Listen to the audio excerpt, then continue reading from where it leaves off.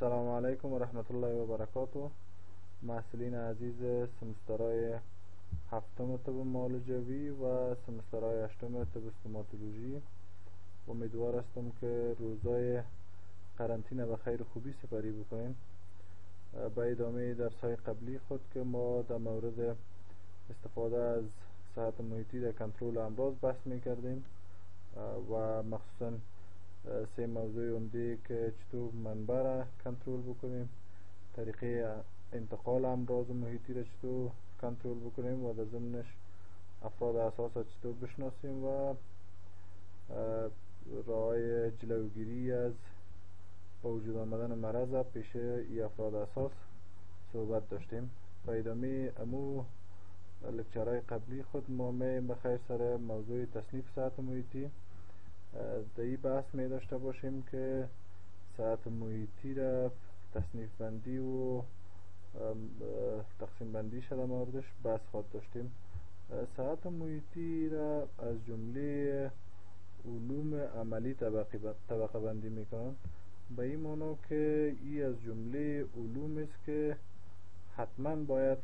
در سطح جامعه یا در سطح اجتماعات کوچک یا فامیلا راهنمودایش، استراتژی‌ها و مسائلی که ارتباط میگیره با بخش‌های محیطی حتما باید جامعه عمل بر خود بگیره و عملی شود. بدون اینکه راه‌ها و استراتژی‌های صحت محیطی را عملی بکنیم، غیر از اینکه عملی شود دیگه جز از این چاره وجود نداره و درد را دوا نمیکنه. با او اساس این علم از جمله علوم عملی طبقه بندی میکنه که حتما باید راهکارها و استراتژی زیاد از سطح جامعه عملی شود، تنها به گفتن یا تنها تئوری‌های نظری از این موثریت نخواهد داشت. این علم میشه که صحت محیطی را در جلوگیری از امراض، در ارتقای صحت افراد جامعه و حتی تامین رفاه عامه و آسایش مردم ازش استفاده کرد. یعنی از این که صحت محیطی را میشه در وقایع از امراض، ارتقای صحت مردم و حتی آسایش انسان ها ازش استفاده کرد. صحت محیطی را موضوعاتش به دو بخش عمده تقسیم میکنن که از او جمله یکی موضوعات عمومی صحت محیطی است یا صحت محیطی را تصنیف بندی عمومی و تصنیف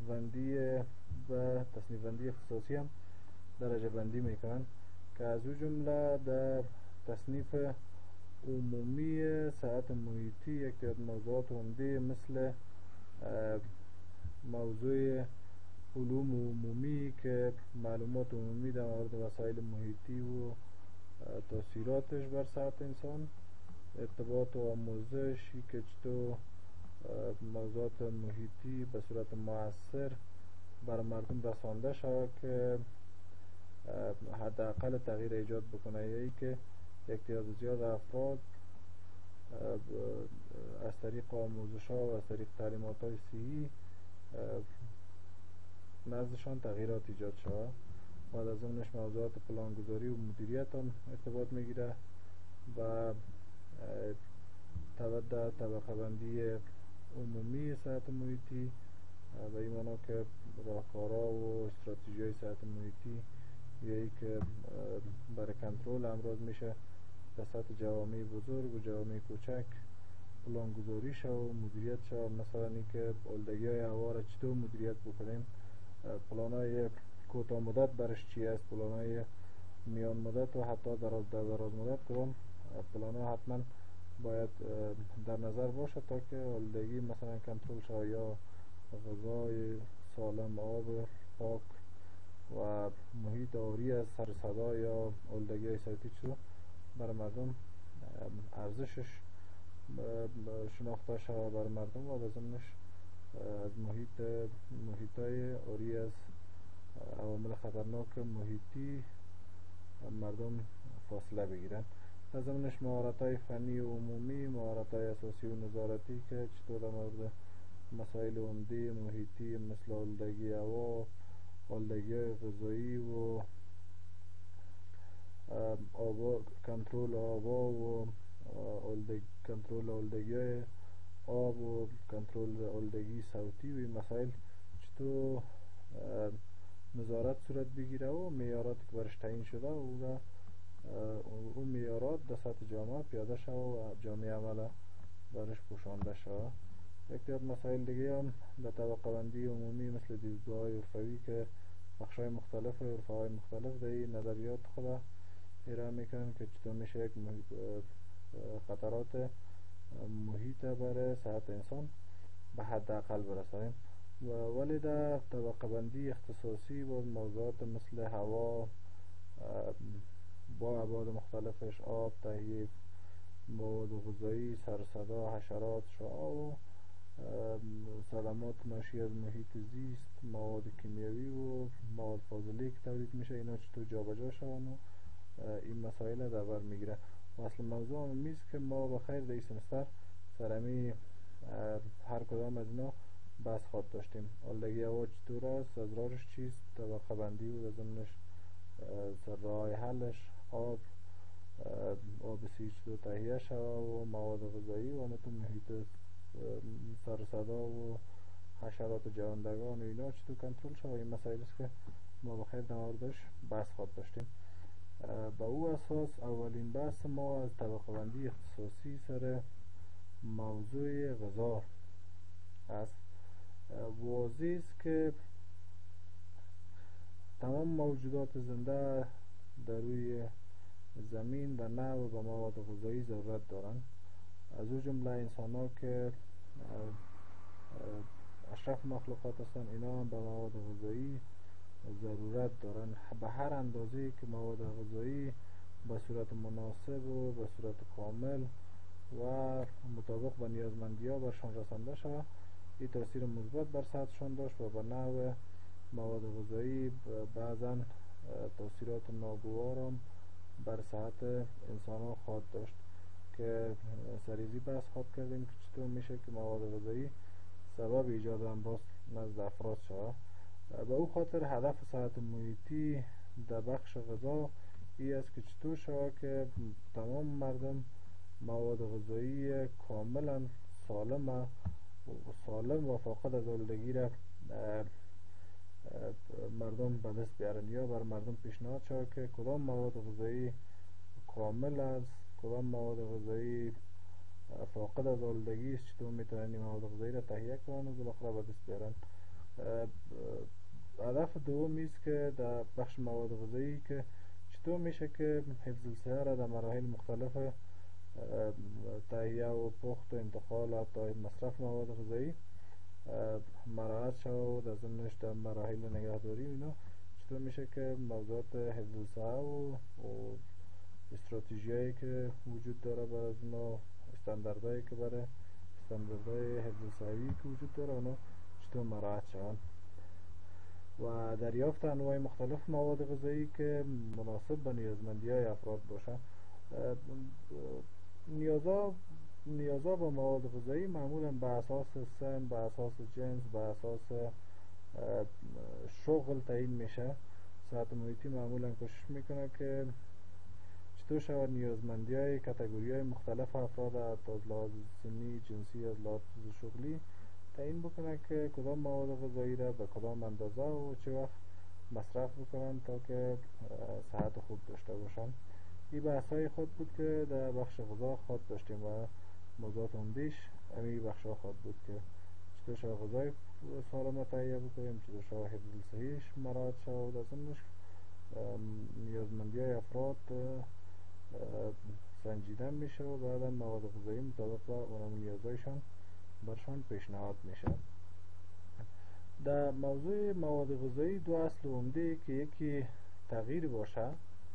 و دوم آلودگی مواد غذایی باشه، اینا زیاد مورد بحث قرار میگیره و کنترل این هر دو ما را به اهداف اصلی خود که تهیه غذای سالم و کافی باشه بر مردم میرسانه. بحث اونده است که تغییر مواد غذایی به این معنی که غذا اصل ماهیت خود از دست بده، یا ای که یک تغییراتی که مطلوب نیست، یک تغییراتی که ما نمیخوایم در مواد غذایی باشه یا مواد غذایی را غیر قابل استفاده میسازه، اونا در مواد غذایی یا در غذا با وجود بیاید. ممکن رنگ غذا، بو، طعم و حتی کیفیتش تغییر بکنه که این اصلا به نام تغییر یاد میکنن. بعضا ممکن تغییر مثبت هم باشه. بعضی اوقات تغییر مواد غذایی ممکن به شکل درستش یا به شکل مثبتش باشه، ولی اکثرا تغییرها ممکن منفی هم باشه که منجر به خطرات فوق‌العاده بزرگ بر صحت افراد شود. و از ضمنش آلودگی مفهومشی که آلودگی مواد غذایی البته مفهومش است که بر علاوه ترکیبات غذایی یک تعداد مواد اضافی هم وارد غذا شود که ممکن او عوامل مرضی باشه یا غیر مرضی باشه. ممکن آلودگی ممکن بعضا مثبت باشه، ولی اکثرا کلمه آلودگی را به اونمو عوامل مرضی که در غذا با وجود می یا وارد غذا میشه با اونا اطلاق میکنن. هر دو هم تغییر میتونه، هم آلودگی میتونه کیفیت غذایی را کاهش بده، یا غذا را غیر قابل استفاده بسازه، یا غذا را اصل ماهیتشان تغییر بده که با مقصدی که استفاده میشه او مؤثریت نداشته باشه. با او اساس معمولا موضوع عواملی که در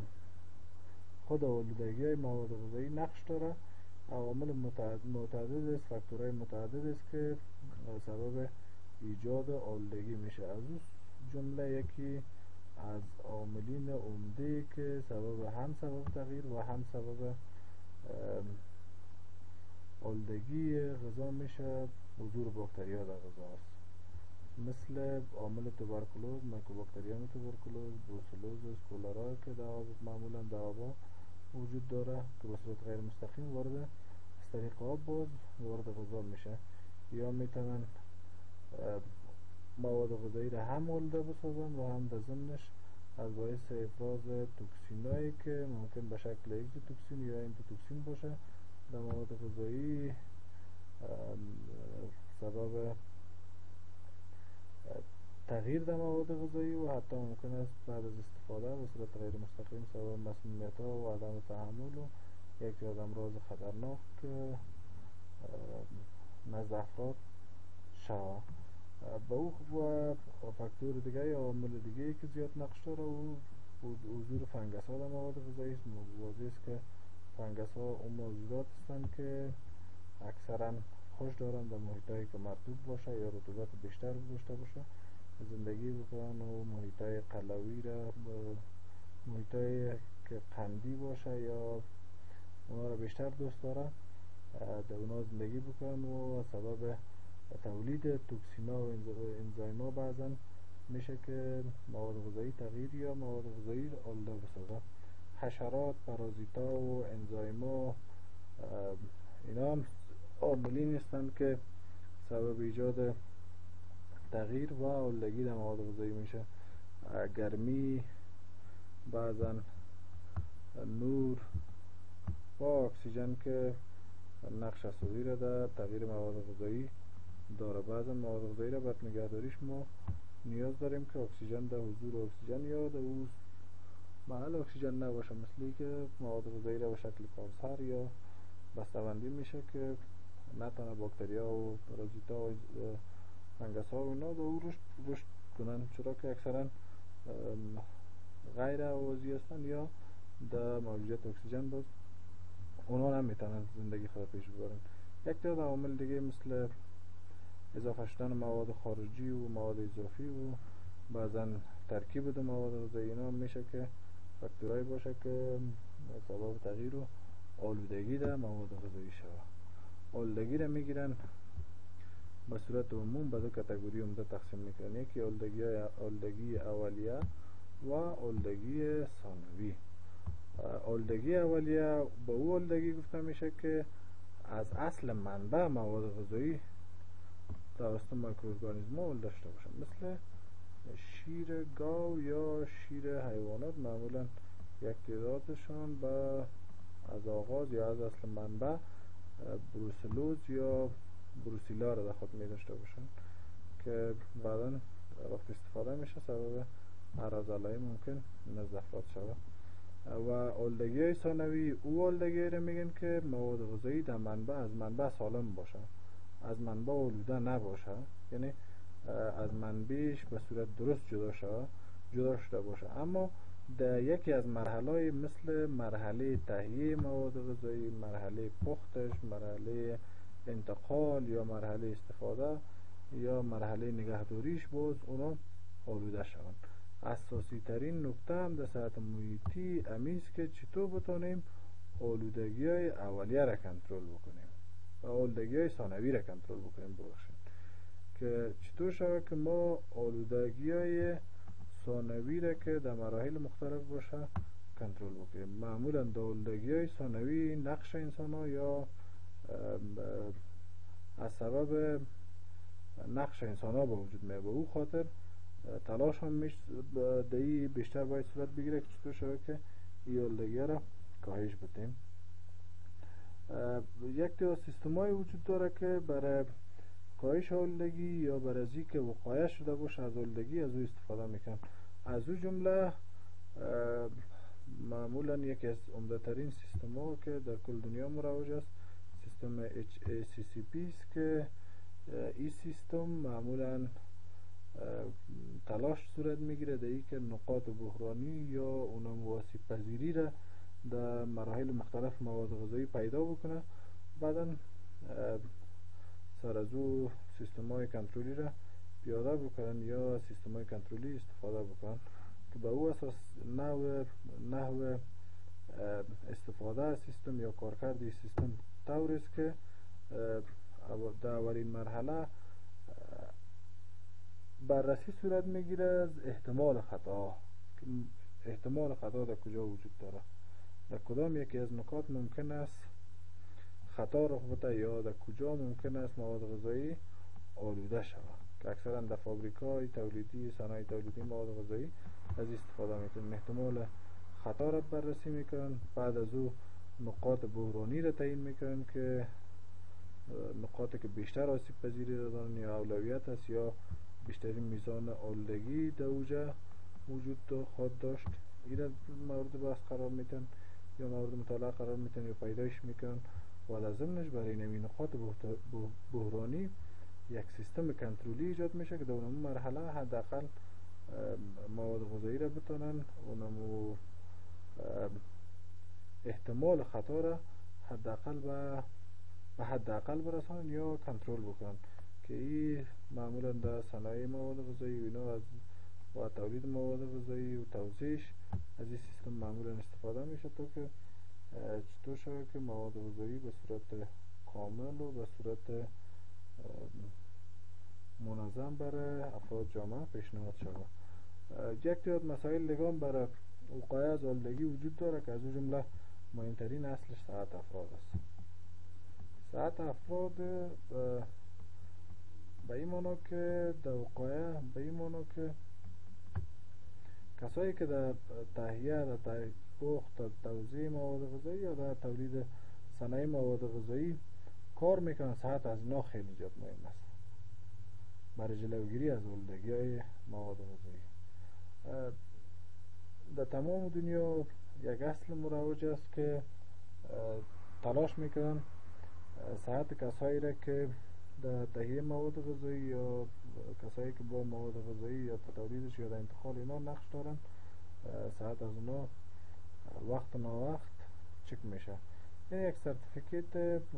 به صورت ساده یک سرتیفیکیت سی اونا دارن که معمولا هر 3 ماه یا هر 6 ماه بعد معاینات طبی مهمه یا معاینات طبی که ممکن سبب ایجاد آلودگی شه و معاینات انجام میتن و وقتی که اطمینان حاصل شد باز راحت کار میکنن. در غیر صورت اگر فرد مشکوک باشه یا فرد نتیجه معایناتش مثبت باشه، یک قدم راست داشته باشه، باز اونا کار کردن نمیتونن، یا حتما باید از مواد غذایی یا از تهیه و مسائل انتقال اینش باید دور باشه. باید حفظ الصحی مواد غذایی در مراحل مختلف که مرحله تهیه باشه، پخت باشه، اونا و مصرفش باشه. این از جمله ضروریت‌های عمده در وقایع از آلودگی است. در یک مسائل محیطی که نقش میگیره در وقایع، از جمله تهیه آب سالم، یک تامین تهویه مناسب در جایی که مواد غذایی مصرف میشه یا تولید میشه، دفن صحیح زباله ها و مبارزه با حشرات و جلوگیری از گرد و غبار مسائل عمده است که میشه کمک بکنه که تا آب و مواد غذایی سالم بر مردم تهیه شود. بعضا باز سر مسائل تامین تهویه و دفع صحیح زباله ها و مبارزه با حشرات، این مسائل است که در بحث‌های بعدی بخیر سرشان بحث خود داشتیم، از خاطر بیشتر سر از نو صحبت نمیکنیم. یک از امراض است که از سبب استفاده نادرست از مواد غذایی یا ای که از سبب استفاده از مواد غذایی آلوده یا تغییر یافته ممکن است افراد به وجود بیاید، از جمله گروه از مسمومیت‌های غذایی، انتانات غذایی که از سبب آلودگی مواد غذایی به وجود میاد، حساسیت‌های غذایی که این حساسیت‌ها ممکن است سبب تولید توکسین یا انزایم‌هایی که در مواد غذایی تولید میشه از طریق باکتریا و ویروس‌ها و اینا، با باکتریا و فنگس‌ها و این مسائل، و عدم تحمل مواد غذایی که یا ممکن است سبب حساسیت‌ها و سبب موجودیت باکتریا و ویروس‌ها و فنگس‌ها در مواد غذایی با وجود بیاین. و موضوعات بعدی که به ارتباط با غذاست انشاءالله اونا را ما در سمسترهای در لکچرهای بعدی خواب داشتیم. اگر سوال می داشته باشه انشاءالله شریک بسازیم. کوشش میکنیم که خیلی ساده و فشرده صحبت بکنیم به دلیل از اینکه حجمای ویدیو بیشتر میشه و موضوعاتی که شما میتونید با استفاده از لکچر نوتا یا چپترهایی که در اختیارتان قرار گرفته از استفاده کنید. در صورت مشکل ما در خدمت هستیم. السلام علیکم و رحمت الله و برکاته.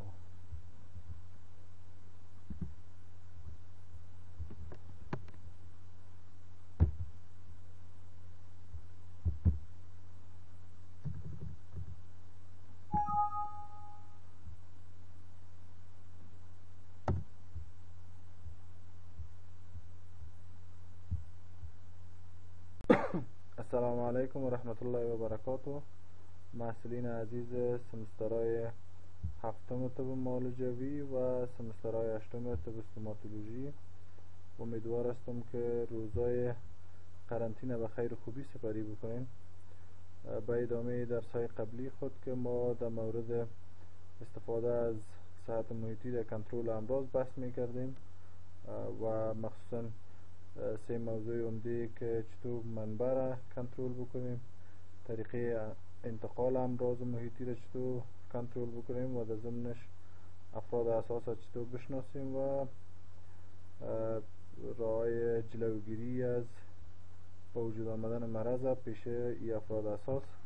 صحبت داشتیم. به ادامه امو لکچرهای قبلی خود ما می‌ایم بخیر سر موضوع تصنیف صحت محیطی. در این بحث می داشته باشیم که صحت محیطی را تصنیف بندی و تقسیم بندی شده موردش بحث خود داشتیم. صحت محیطی را از جمله علوم عملی طبقه بندی می کنند، به این معنی که این از جمله علوم است که حتما باید در سطح جامعه یا در سطح اجتماعات کوچک یا فامیلا راهنمودایش، استراتژی‌ها و مسائلی که ارتباط میگیره و بخش‌های محیطی حتما باید جامعه عمل بر خود بگیره و عملی شود،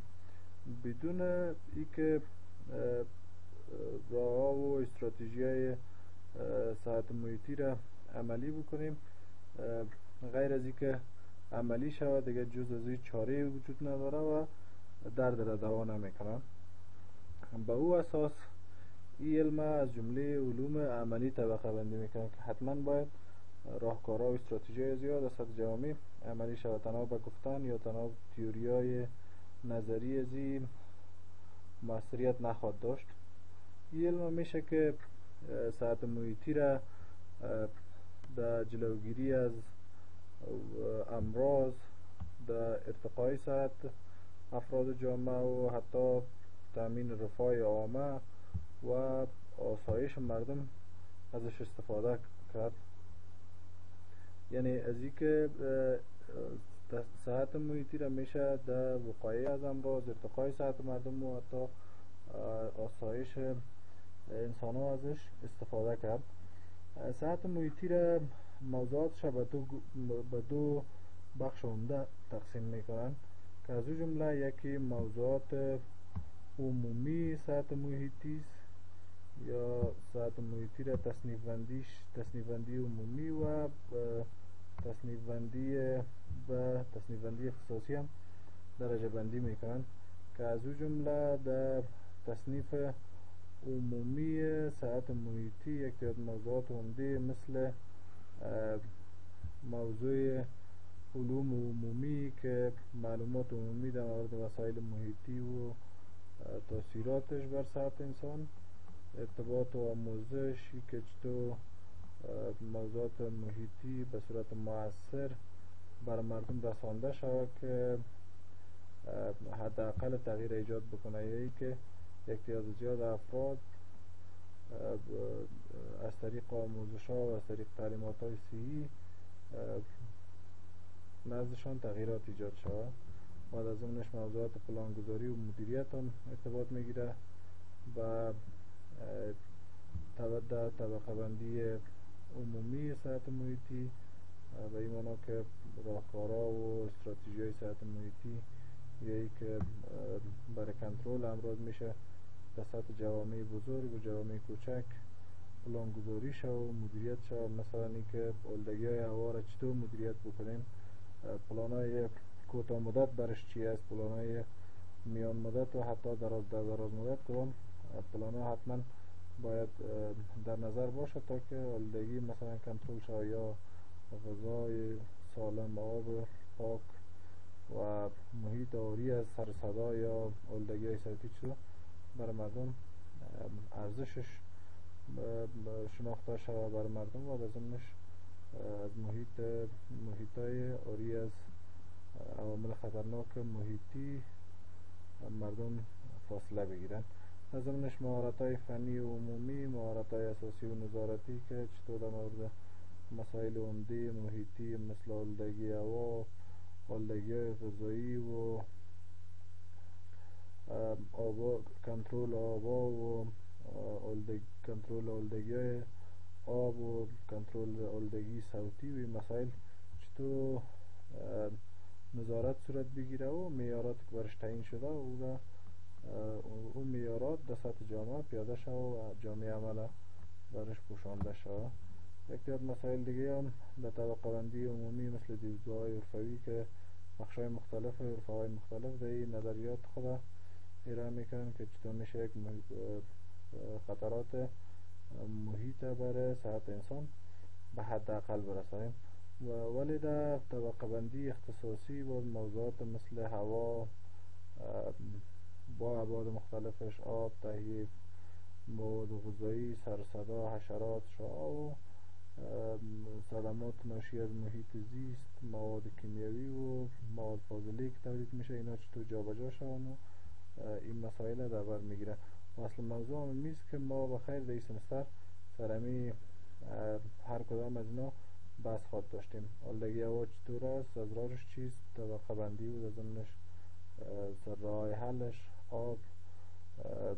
سیج چطور تهیه شود و مواد غذایی و تو محیط سر صدا و حشرات جوندگان و اینا چطور کنترل شود. این مسائل است که ما بخیر در موردش بحث خواهد داشتیم. با او اساس اولین بحث ما از طبقه بندی اختصاصی سر موضوع غذا است. واضح است که تمام موجودات زنده در روی زمین به نوع و به مواد غذایی ضرورت دارند، از او جمله انسان ها که اشرف مخلوقات هستند، اینا هم به مواد غذایی ضرورت دارند به هر اندازه که مواد غذایی به صورت مناسب و به صورت کامل و مطابق با نیازمندی ها برشان رسانده شود. این تاثیر مثبت بر صحتشان داشت و به نوع مواد غذایی بعضا تاثیرات ناگوار هم بر صحت انسان ها خواهد داشت که سریزی بحث خواهد کردیم که چطور میشه که مواد غذایی سبب ایجاد امراض نزد افراد شود. به او خاطر هدف صحت محیطی در بخش غذا این است که چطور شود که تمام مردم مواد غذایی کاملا سالم و فاقد از آلودگی را مردم به دست بیارن، یا بر مردم پیشنهاد شود که کدام مواد غذایی کامل است، کدام مواد غذایی فاقد از آلودگی است، چطور میتونن این مواد غذایی را تهیه کنن و بالاخره به دست بیارن. هدف دومی است که در بخش مواد غذایی که چطور میشه که حفظ الصحه را در مراحل مختلف تهیه و پخت و انتقال و حتی مصرف مواد غذایی مراعات شود و در ضمنش در مراحل نگهداری اینا چطور میشه که موضوعات حفظ الصحه و استراتژیایی که وجود داره برای اونا، استانداردهایی که برای استانداردهای حفظ الصحوی که وجود داره اونا چطور مراعات شود و دریافت انواع مختلف مواد غذایی که مناسب به نیازمندی های افراد باشه. نیازا به مواد غذایی معمولا به اساس سن، به اساس جنس، به اساس شغل تعیین میشه. صحت محیطی معمولا کوشش میکنه که چطور شود نیازمندی های کاتگوری های مختلف افراد از لحاظ سنی، جنسی، از لحاظ شغلی تعیین بکنه که کدام مواد غذایی را به کدام اندازه و چه وقت مصرف بکنن تا که صحت خوب داشته باشن. این بحثای خود بود که در بخش غذا خود داشتیم و موضوعات عمده‌اش همین بخش ها خود بود که چطور شود غذای سالم تهیه بکنیم، چطور شود حفظ الصحه‌اش مراعات شود و ضمنش نیازمندی های افراد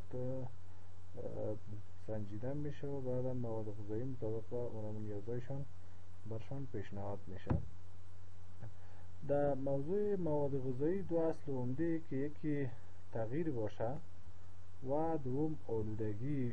مواد غذایی باشه، اینا زیاد مورد بحث قرار میگیره و کنترل این هر دو ما را به اهداف اصلی خود که تهیه غذای سالم و کافی باشه بر مردم میرسانه. بحث عمده است که تغییر مواد غذایی به این معنا که غذا اصل ماهیت خود از دست بده، یا ای که یک تغییراتی که مطلوب نیست، یک تغییراتی که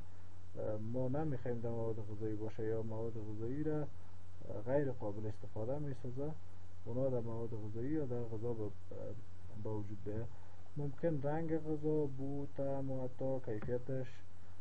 تغییر بکنه که این اصلا به نام تغییر یاد میکنن. بعضا ممکن تغییر مثبت هم باشه، بعضی اوقات تغییر مواد غذایی ممکن به شکل درستش یا به شکل مثبتش باشه، ولی اکثرا تغییرها ممکن منفی هم باشه که منجر به خطرات فوق‌العاده بزرگ بر صحت افراد شود. و در ضمنش آلودگی مفهومشی که آلودگی مواد غذایی البته مفهومش است که بر علاوه ترکیبات غذایی یک تعداد مواد اضافی هم وارد غذا شود که ممکن او عوامل مرضی باشه یا غیر مرضی باشه. ممکن آلودگی ممکن بعضا مثبت باشه ولی اکثرا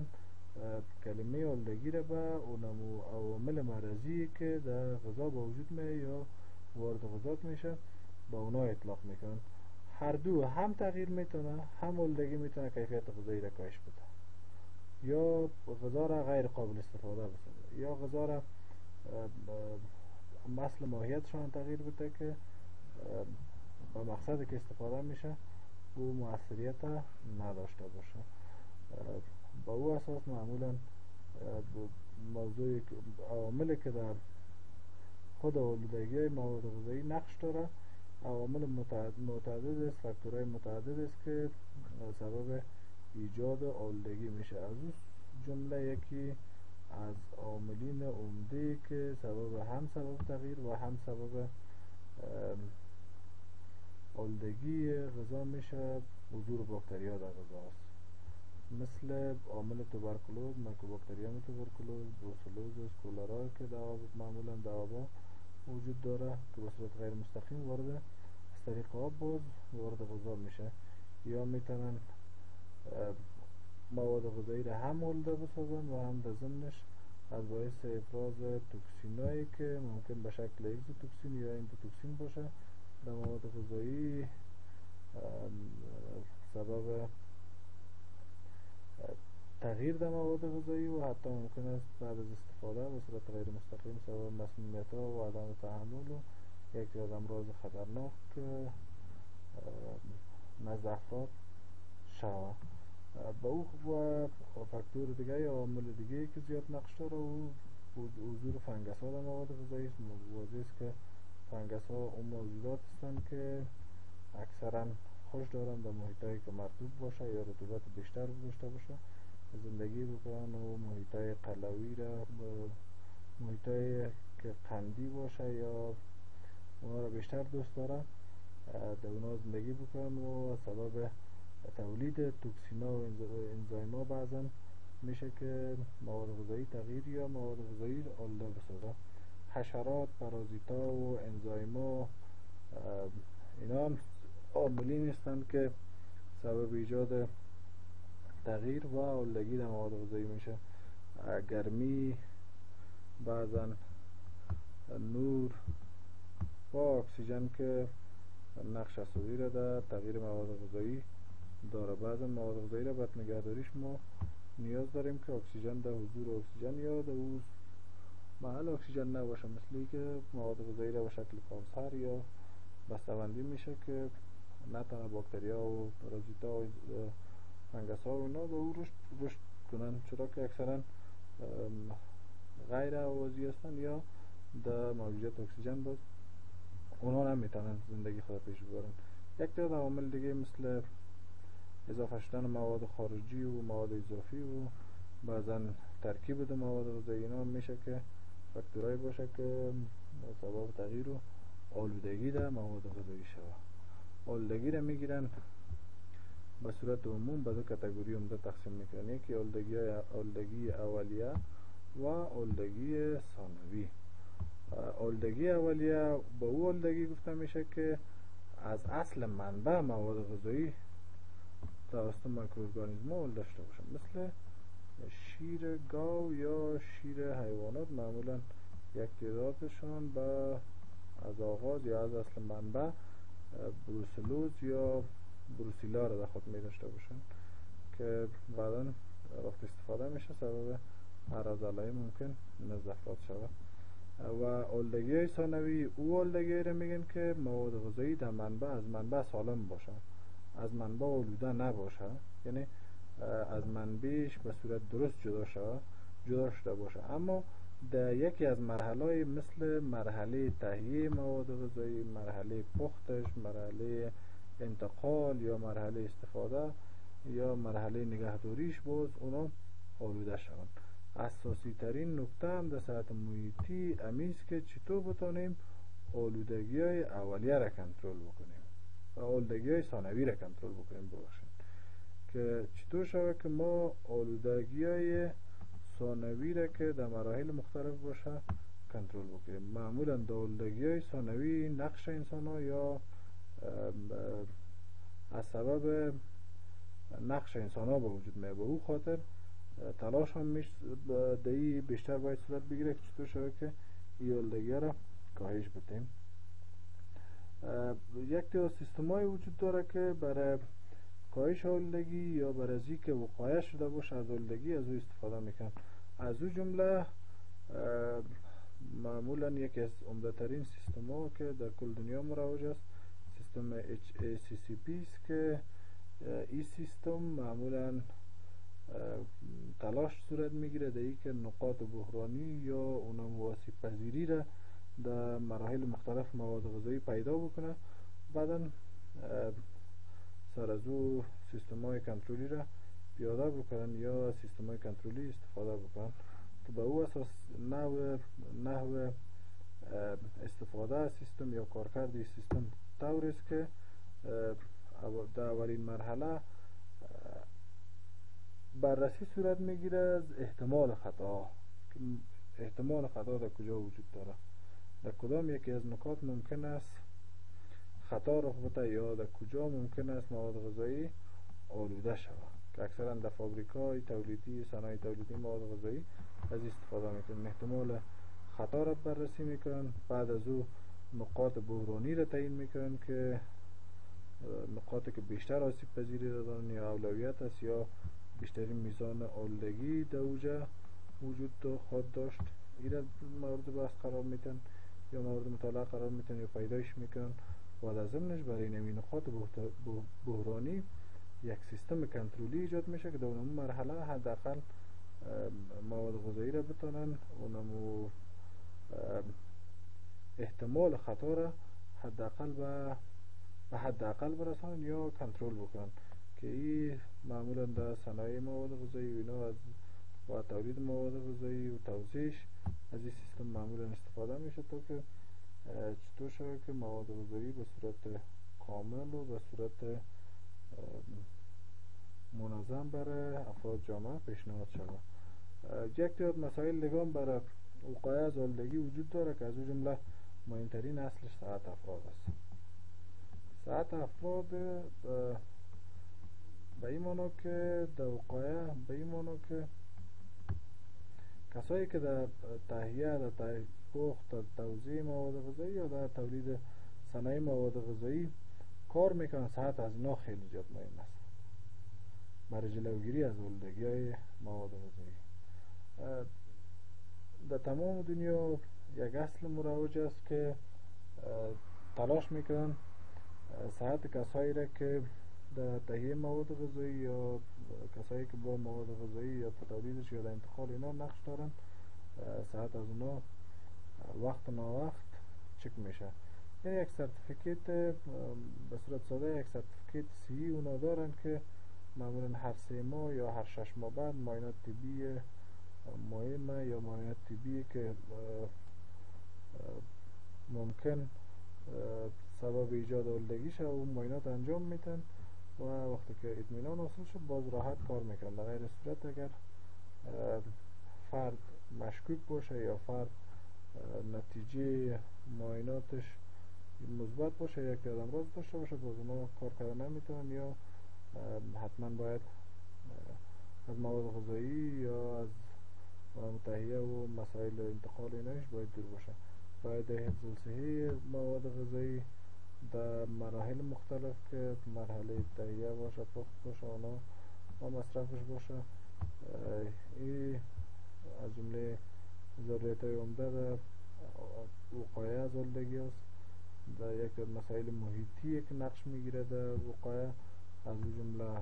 تهیه آب سالم، یک تامین تهویه مناسب در جایی که مواد غذایی مصرف میشه یا تولید میشه، دفن صحیح زباله ها و مبارزه با حشرات و جلوگیری از گرد و غبار مسائل عمده است که میشه کمک بکنه که تا آب و مواد غذایی سالم بر مردم تهیه شود. بعضا باز سر مسائل تامین تهویه و دفع صحیح زباله ها و مبارزه با حشرات این مسائل است که در بحث‌های بعدی بخیر سرشان بحث خود داشتیم، از خاطر بیشتر سر از نو صحبت نمیکنیم. یک از امراض است که از سبب استفاده نادرست از مواد غذایی یا ای که از سبب استفاده از مواد غذایی آلوده یا تغییر یافته ممکن است افراد به وجود بیاید، از جمله گروه از مسمومیت‌های غذایی، انتانات غذایی که از سبب آلودگی مواد غذایی به وجود میاد، حساسیت‌های غذایی که این حساسیت‌ها ممکن است سبب تولید توکسین یا انزایم‌هایی که در مواد غذایی تولید میشه از طریق باکتریا و ویروس ها و اینا، و باکتریا و فنگس ها و این مسائل، و عدم تحمل مواد غذایی که یا ممکنه سبب حساسیت ها و سبب موجودیت باکتریا و ویروس ها و فنگس ها در مواد غذایی با وجود بیاین. و موضوعات بعدی که به ارتباط به غذاست انشاءالله اونا را ما در سمسترهای در لکچرهای بعدی خواد داشتیم. اگر سوال می داشته باشه انشاءالله شریک بسازیم. کوشش میکنیم که خیلی ساده و فشرده صحبت بکنیم، به دلیل از اینکه حجمای ویدیو بیشتر میشه و موضوعاتی که شما میتونید با استفاده از